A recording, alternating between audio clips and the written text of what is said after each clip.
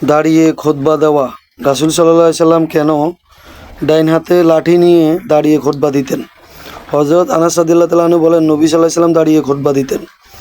হযরত আব্দুল্লাহ ইবনে উমর রাদিয়াল্লাহু তাআলা আনহু হতে বর্ণিত, তিনি বলেন, নবী সাল্লাল্লাহু আলাইহি সাল্লাম দাঁড়িয়ে খুতবা দিতেন, অতঃপর বসতেন এবং পুনরায় দাঁড়াইতেন। খুতবার দুইটি অংশ, যেমন তোমরা এখন করে থাকো। সহিহ মুসলিমে হাদিসটি 928, সহিহ বুখারীতে 920 এবং 928, সহিহ মুসলিমে সপ্তম খণ্ডে 10 নম্বর রয়েছে, আহমদে 5730। খুতবার সময় মুসল্লিগণ ইমামের দিকে আর ইমাম মুসল্লিগণের দিকে মুখ করে থাকা সুন্নত। ইবনে উমর রাদিয়াল্লাহু তাআলা আনহু ও আনাস রাদিয়াল্লাহু তাআলা আনহু ইমামের দিকে মুখ করতেন। হযরত আবু সাঈদ খুদরি রাদিয়াল্লাহু তাআলা আনহু হতে বর্ণিত, তিনি বলেন, নবী সাল্লাল্লাহু আলাইহি সাল্লাম একদা মিম্বারের উপরে বসলেন এবং আমরা তার চার দিকে মুখ করে বসলাম। হাদিসটি সহিহ বুখারীতে 921, 1465, 2842, 6427 নম্বর রয়েছে।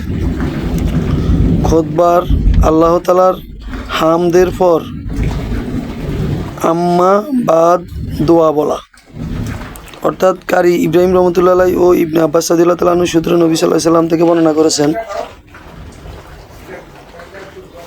আসমা বিনতে আবু বকর রাদিয়াল্লাহু তাআলা আনহা তিনি বলেন, আমি একদিন আয়েশা রাদিয়াল্লাহু তাআলা আনহার নিকট গেলাম যখন লোকজন সালাত আদায় করছিলেন।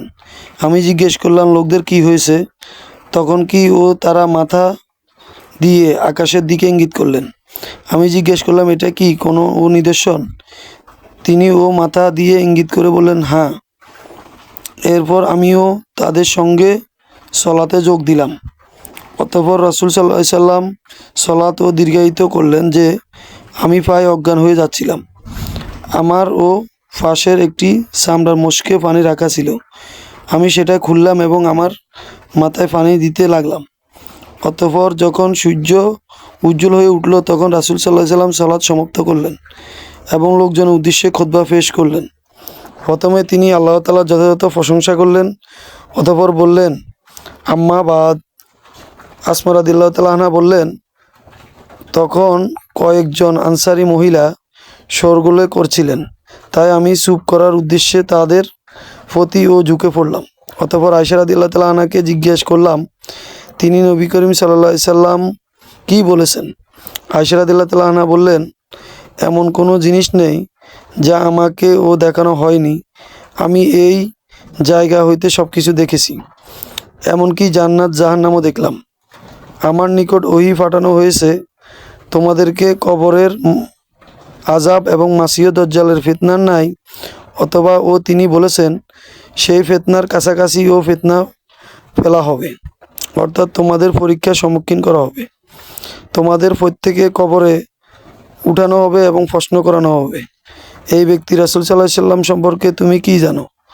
তখন মুমিন ব্যক্তি ও মুকিন নবী সাল্লাল্লাহু আলাইহি সাল্লামের দুইটির মধ্যে কোনো একটি শব্দ বলেছিলেন। এই ব্যাপারে বর্ণনাকারী হিশামের মনে সন্দেহ রয়েছে।